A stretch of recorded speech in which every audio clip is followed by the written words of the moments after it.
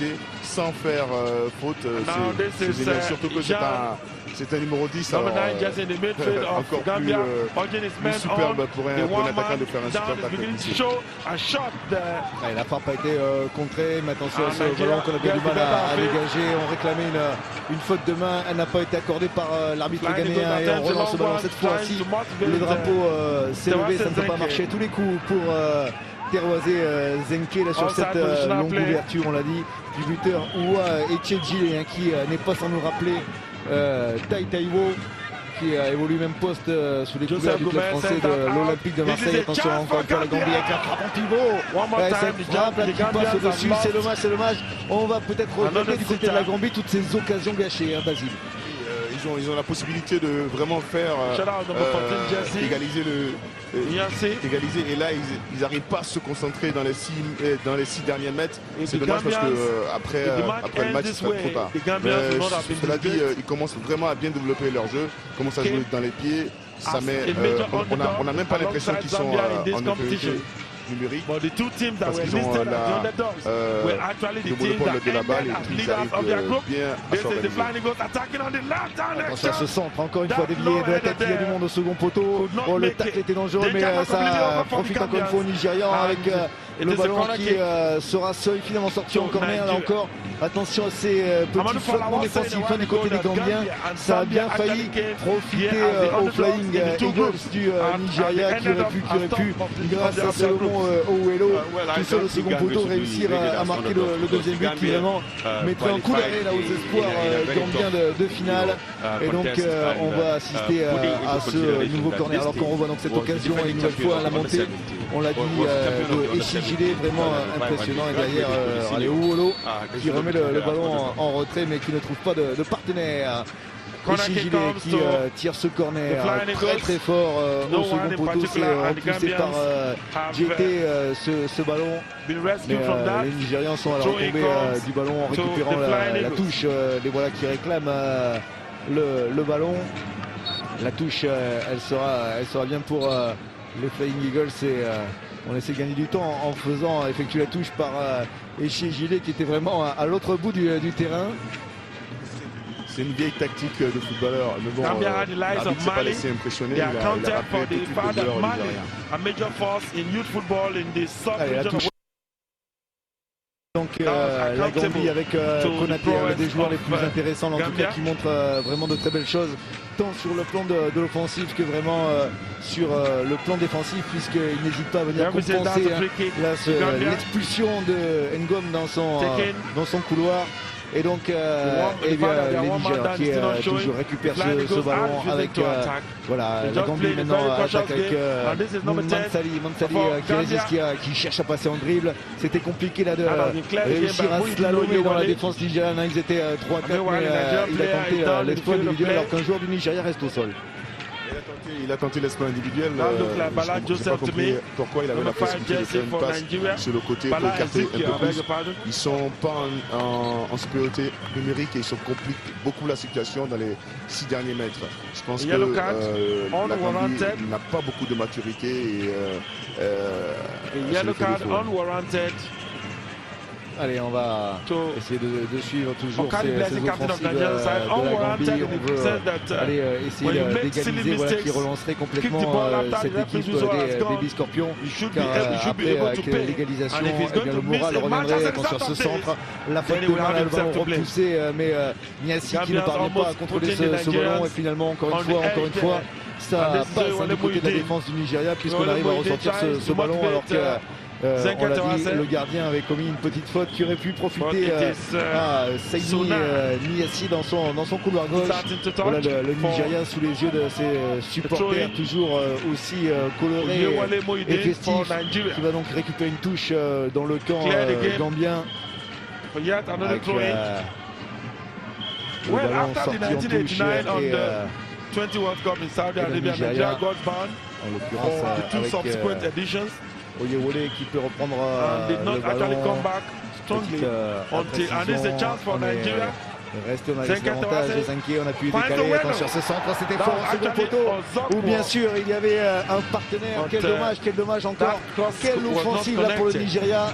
et personne pour pousser ce ballon au fond des filets gambiens. Encore une offensive nigériane, mais malheureusement il n'y a pas eu un attaquant à la finition. Je pense que là les Nigériens sont en train de prendre vraiment le meilleur sur les Gambiens. On revoit encore l'action. Malheureusement il n'y a personne pour couper au premier poteau. On sent un peu de fatigue du côté des Gambiens. J'espère en tout cas qu'ils vont revenir. Nigeria qui pour l'instant n'a pas réussi à trouver ses attaquants. On voit à l'écran Ozoku alors que c'est le numéro 4, à savoir Mouden Oyewole qui semble évidemment souffrir. Ça c'était un coup dur bien sûr pour la formation de Godwin Ouah de devoir changer son défenseur alors que ça se passait bien, mais on le voit près du banc des remplaçants. Et on est peut-être prêt à effectuer ce changement puisque je regarde ma fiche, on voit le numéro 7 à rentrer le cas échéant pour venir remplacer son partenaire blessé. Il a repris pendant qu'on est en train de soigner Oyewole avec encore une fois la Gambie dans le camp du Nigeria. Le ballon repoussé par les Flying Eagles loin devant. Ça va être remis par Mandou Boyang qui parvient à jouer devant lui avec Yann Nepa et Mansali qui parvient à garder ce ballon, à le donner devant pour Ousmane Diallo. Attention avec la bonne frappe derrière et ce ballon, on a bien cru à l'égalisation dans le stade de Brazzaville. Ce ballon qui flirte avec le poteau, ballon qui en plus a été dévié par un défenseur. C'est malheureux pour Ousmane Diallo qui a pris le meilleur sur son adversaire sur le côté droit, qui a frappé. Malheureusement, le ballon a été dévié. Il y a un corner, mais je pense que les Gambiens sont en train de revenir petit à petit. Et peut-être égaliser ce but. On va suivre évidemment ce corner pour la Gambie successif. Donc une très belle action avec le ballon bien tiré. Il est trop court le gardien dans sa sortie, mais le ballon peut être repris par un joueur gambien. Il lui a tenu Niassi. Et on le disait, la fatigue qui commence à faire son effet. On voit un peu plus de nervosité et toujours les joueurs qui s'accrochent alors qu'on revoit ce corner. Et la sortie là un petit peu juste sur ce coup-là. Le gardien du Nigeria, Moses Ocheji, qui aurait pu profiter aux Gambiens. Ce n'est pas le cas, donc monsieur Alex Côté qui va calmer un peu les esprits puisqu'il reste une touche à jouer du côté de la Gambie. La Gambie qui est en train de revenir en cette rencontre avec Naïsi, la longue touche, repousse et Penax, c'est Djamé qui remet dans le paquet, attention ce ballon qui traîne. Derrière on va jouer avec Naïsi qui parvient à déborder, Naïsi peut-être pour le centre, le petit crochet, c'est bien fait. Et encore une fois, Oyewole qui peut mettre ce ballon en corner, nouveau corner pour la Gambie. Les Nigérians sont recroquevillés devant leur but alors que les Gambiens réduits sont en train de pousser pour aller chercher l'égalisation. Toujours ces accrochages dans la surface de réparation. Encore une fois, l'arbitre est venu faire un petit peu la police parce que vraiment il y a des tirages de maillot dans la surface et qu'il va y avoir du changement. Attention ce ballon qui s'élève, repoussé, boxé des points par Ocheji, mais la Gambie récupère. On écarte sur la gauche avec Naïsi, le ballon n'est pas sorti, Naïsi face à Echejile et le ballon est sorti en touche et donc il va y avoir un changement du côté du Nigeria. On disait du côté de Godwin Ouah, on sent bien que la Gambie revient, donc on aimerait bien pourquoi pas marquer un deuxième but en faisant rentrer l'un des meilleurs buteurs de la compétition, à savoir Emmanuel Sarki qui joue en Belgique et qui a déjà marqué 2 buts dans la compétition pour essayer. Donc pourquoi pas s'appuyer sur cet attaquant pour faire le break à 2-0. Les Nigérians seraient évidemment sans doute protégés d'un retour des Gambiens, car pour l'instant les Scorpions sont en train de pousser sur les buts du Nigeria. 13 minutes dans cette deuxième période et maintenant 14 minutes de jeu. Et voilà donc le changement, c'est le numéro 18, à savoir Adeni Ayodeji Brown qui va sortir et céder sa place sur la pelouse. On l'a dit à Emmanuel Sarki, joueur du club belge de Westerlo. Attention à ce ballon, ça traîne dans la surface de réparation, mais encore les Nigérians pour réussir à dégager. Et Sarki qui va venir disputer ce premier duel et récupérer le ballon, mais en commettant une faute. Emmanuel Saki's first contact with the ball is an infringement. L'envie de jouer vite, hein, toujours pour la Gambie avec ce ballon passé, mais repoussé par Ozoko. Et on va lancer dans le dos de la surface, dans le dos de la défense pour Zenke, déroisé Zenke. Joueur du Racing Club de Strasbourg, club français là, qui aurait bien pu réussir une nouvelle fois à tromper Joseph Gomez. En tout cas, on le sent d'un camp comme dans l'autre. Il risque d'avoir un but, Basile. C'est sûr parce que les Nigériens ne sont pas, en tout cas, maîtres du jeu pour l'instant, même s'ils mènent 1-0. Cela dit, les Gambiens n'ont pas encore dit leur dernier mot. Je suis un peu confus parce que j'avais beaucoup d'espoir dans cette équipe gambienne qui m'avait fait une superbe impression en début de ce tournoi. Et là, je la sens un peu émoussée. Même si elle joue à 10, elle n'arrive pas à développer son jeu comme d'habitude. Je vois qu'on balance les balles de tous côtés. Le gardien Joseph Gomez qui n'est pas trop dans son assiette. Je pense que plutôt c'est la fatigue et surtout la chaleur. Mais bon, il y a quand même 22 joueurs sur le terrain. Donc chacun essaie de faire le maximum. Le match n'est pas terminé. J'attends encore de voir cette équipe pour qu'elle me séduise encore plus. Allez, avec le Nigeria qui monte ce ballon au second poteau. Il y avait encore une fois Owelo qui ne parvient pas à mettre cette tête et ça repart à la contre-attaque avec le ballon qui profite encore une fois. Konaté victime d'une faute. On va revenir à cette faute car là vraiment c'était un geste d'anti-jeu du joueur nigérian qui vraiment, regardez le tacle derrière vient vraiment faire obstruction. Mauvais geste, hein, on n'aime pas voir ça. Très mauvais geste, il vient carrément comme un rugbyman pointer son coude dans l'estomac du joueur. Je pense qu'il va prendre un carton rouge. En plus c'est le joueur qui a marqué le but, je pense qu'il va prendre un carton rouge. Oui, il s'agit bien sûr de Echi Julien, on disait qu'il ressemblait à Taitaiwo, l'international nigérien, joueur de l'Olympique de Marseille, le peu cher à Basile Boli. Ça se confirme encore dans son engagement physique également à Echi Julien avec cette faute un peu stupide. Il aurait dû plutôt essayer d'attendre Konaté que de se livrer comme ça. En tout cas, on n'aime pas évidemment voir ce genre de faute. Alors, l'arbitre, évidemment, vous l'aviez vu, Basile, vous l'aviez senti, sort le carton rouge pour expulser Oua Echejile, expulsion également donc du côté du Nigeria. On est maintenant à 10 contre 10 et ça va évidemment faire de la peine à son sélectionneur Godwin Oua, car ça veut dire qu'avec un carton rouge, il ne pourrait pas disputer la finale en cas de qualification du Nigeria. Et on l'a vu, bien sûr, c'est le buteur. Et c'est un élément important, primordial même pour le Nigeria. Et c'est donc là vraiment une faute de jeunesse, mais une faute stupide pour ce jeune défenseur qui va coûter cher à ses supportrices préférées. En tout cas, à 10 contre 10, ça va mieux pour la Gambie. Ça va mieux pour la Gambie. Là, on va voir maintenant ce que les Nigériens vont nous sortir comme jeu. Mais je peux vous dire que les Gambiens sont plutôt motivés. Il n'y a pas de jeu sur le but. Il n'y a pas de jeu. Il n'y a pas de jeu. C'est dommage. C'est dommage parce qu'il aurait pu partir tout seul face au gardien. Il a cherché la faute. Je pense que ça encore, c'est l'innocent.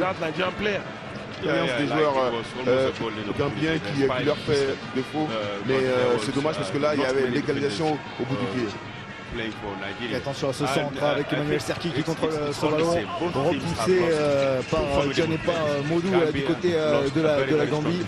C'est évidemment dommage que Ousmane Diallo, le joueur du Raja Casablanca au Maroc, n'ait pu réussir à toucher ce ballon, car là vraiment on croyait bien à l'égalisation. En tout cas, c'était un duel à 1 contre 1 à disputer derrière contre le gardien nigérian. C'était encore une incroyable opportunité. On nous parlait en première période de ne pas regretter toutes ces occasions gâchées, mais celle-là elle en fait partie, car maintenant le chronomètre est en train de tourner, même si on est à 10 contre 10, mais le chronomètre il tourne en faveur des Flying Eagles du Nigeria et non pas des Gambiens, car s'ils ne parviennent pas à égaliser, évidemment, ça va faire les affaires du Nigeria qui de plus en plus va se contenter de gérer cet avantage pour, par le plus petit des écarts, réussir à se qualifier et être le premier qualifié pour la finale de ce 15e championnat d'Afrique junior, avec le Nigeria qui dégage ce ballon, l'envoie vers l'avant de Ocheji, le ballon de le rond central. Temporise les Gambiens qui cherchent à récupérer le ballon avec Abdouli Mansali qui ne parvient à contrôler. C'est repoussé, le capitaine Blessing Okardi qui retrouve un partenaire sur le côté. Le Nigeria, on temporise, on cherche maintenant peut-être Zenke qui va accélérer là-bas dans le couloir, chercher sa pointe de vitesse, ça a réussi, mais l'expérience du défenseur gambien lui a permis de récupérer ce bon ballon et ça peut repartir avec Ibrahima Sona qui cherche la solution devant. On va trouver Jaité qui perd ce duel avec le bon milieu. Attention, il y a des solutions, on tente la frappe de loin. Voilà, le ballon qui passe à quelques centimètres des buts nigérians, mais c'est dommage, il y avait d'autres choses à faire. Il y avait d'autres choses à faire, il y avait une possibilité sur la gauche, tranquillement ils étaient en supériorité numérique, il y avait la possibilité d'égaliser. Je pense que les Gambiens sont en train de nous faire souffrir et surtout faire souffrir leur entraîneur parce qu'ils ont la possibilité d'égaliser et je ne comprends pas pourquoi les joueurs n'arrivent pas à lever la tête quand ils arrivent dans les 15 derniers mètres. Et, enfin, je suis un peu frustré par cette équipe parce qu'elle a de la qualité. Voilà. Et encore un débordement du côté du Nigeria avec Ozoko. Il a changé de côté pour aller tenter ce débordement et finalement récupérer un corner. Regardez la fatigue sur le visage de Palanding Konaté qui aura fait vraiment beaucoup d'efforts. On a dit défensif, offensif avec cette chaleur là accablante sur la pelouse du stade de Brazzaville. Le Nigeria tranquillement, Ozoko a levé la tête, il cherchait à centrer, c'est repoussé par la défense de la Gambie avec Emmanuel Sarki qui avait fait le petit crochet pour s'ouvrir l'angle de tir, mais derrière sa frappe ne donnera rien en faveur du Nigeria. Mais monsieur Alex Côté, il va revenir à la première faute et donc donner un coup franc à une trentaine de mètres. On revoit cette action avec l'accrochage. Effectivement, Sarki déséquilibré au moment où il frappait. Donc là, coup franc plein axe, vraiment au milieu de la surface de réparation. Il y a une trentaine de mètres. Il n'y a pas 36 solutions, soit en force, soit essayer de la placer. Quelle est votre option, Basile? Je pense qu'il faut la frapper. En plus, le tireur de l'équipe du Nigeria vient de sortir. Donc, le deuxième tireur va essayer de tenter de frapper. Malheureusement, il bénéficie quand même d'un corner. Ouais, cette frappe n'était pas très appuyée. Cette frappe tentée par le défenseur Suraj Sadiq qui donc a eu un petit peu dévissé ce ballon. Le Nigeria pas malheureux de récupérer un corner qui va être joué rapidement par le capitaine Okardi avec une solution derrière lui. On cherche pas sans dribble encore le centre en retrait. Ça sera Ibrahima Sona qui va récupérer, qui va lancer le ballon loin vers l'avant pour Ousmane Diallo, devancé par le défenseur Naimeka Anyanwu, le défenseur central du Nigeria, mais la Gambie là, qui gâche toutes ces contre-attaqueurs qui sont souvent en bonne position. On va chercher encore le ballon, le débordement avec le centre, le ballon relâché. Derrière, Sainé Niassi qui rate le gars, trop ouvert sur ce ballon relâché par le gardien. Si on gâche toutes ces occasions, vraiment, la Gambie n'a aucune chance de se qualifier pour la finale. Mais la Gambie n'a aucune chance de se qualifier. On revoit encore l'action. Même si le juge de touche avait levé son drapeau, mais il y a quand même une certaine concentration qu'il faut avoir du côté gambien dans les 6 derniers mètres. C'est dommage, encore une occasion de gâcher. Allez, les supporters du Nigeria qui eux y croient, qui regardent tranquillement tourner le chronomètre. Il ne reste plus qu'un peu moins de 22 minutes à disputer dans cette première demi-finale du championnat d'Afrique junior. Et pour l'instant, c'est le Nigeria qui va aller défier le Congo, la Zambie lors de la finale de ce week-end. Le Nigeria qui est pour l'instant le premier qualifié, mais en 20 minutes dans le football, tout est possible à 10 contre 10 sur cette pelouse du stade de Brazzaville, avec la chaleur accablante. Et bien on va voir qui arrivera à gérer au mieux le dernier quart d'heure, qui va être l'instant décisif, ce que les basketteurs américains appellent le money time.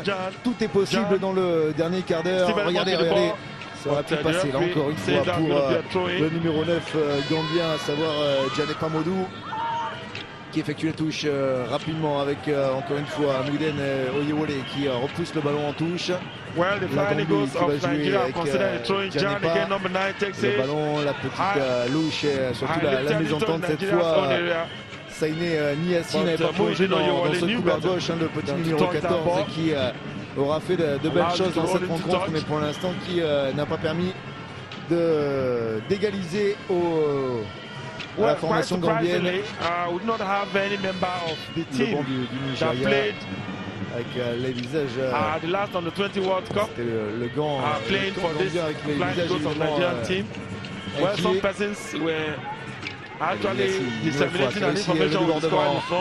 il est vite ce garçon, là le bon ballon, c'est bien fait, c'est donné pour Mansali à la surface d'apparition, la frappe de Mansali, et encore une fois, c'est à quelques centimètres du poteau de Moses Ocheji. C'était encore une balle d'égalisation là au bout des pieds de l'attaquant gambien qui a marqué 2 buts dans cette compétition, mais qui rate le but de l'égalisation.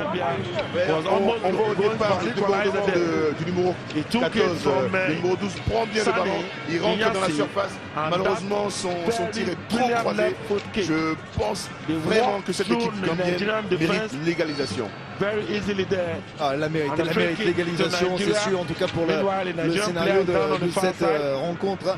Il mériterait d'égaliser les Gambiens, mais pour l'instant il gaspille leurs occasions. Alors que vous voyez, un joueur du Nigeria reste étendu devant la surface de réparation des Flying Eagles. C'est que ce qu'on vous disait depuis le début de la rencontre, à savoir que la chaleur et la fatigue allaient commencer à peser lourdement sur les organismes et allaient peut-être être l'un des acteurs de ces dernières minutes.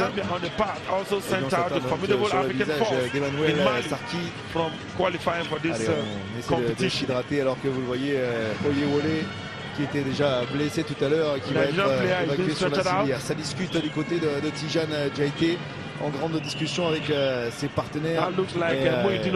Je sais que ça passe par les côtés, du côté de la Gambie, notamment après l'expulsion d'Ouwa et Tchedjile. Maintenant il va y avoir des espaces, donc il ne faut pas hésiter du côté des joueurs de côté, à savoir Konadu à droite ou alors évidemment Niassi à gauche, à continuer à déborder, à offrir ces bons ballons à leurs deux attaquants, Ousmane Diallo et Abdouli Mansali. Qui va finir par rentrer, c'est ce qu'on doit se dire sur le banc gambien, le gant de Peter Bonu Johnson. Mais là il y a donc un coup franc pour le Nigeria tiré par Sarki au ras du sol. La frappe a été complètement ratée et donc Joseph Gomez, le gardien gambien, va pouvoir dégager son camp tranquillement. Donc il préfère jouer au sol avec ses défenseurs, en l'occurrence Mandou Bojang qui va jouer devant lui avec Djaité. Longue ouverture, encore une fois on cherche toujours ce côté gauche, toujours le côté de Niassi qui parvient à centrer. Le retour d'Emmanuel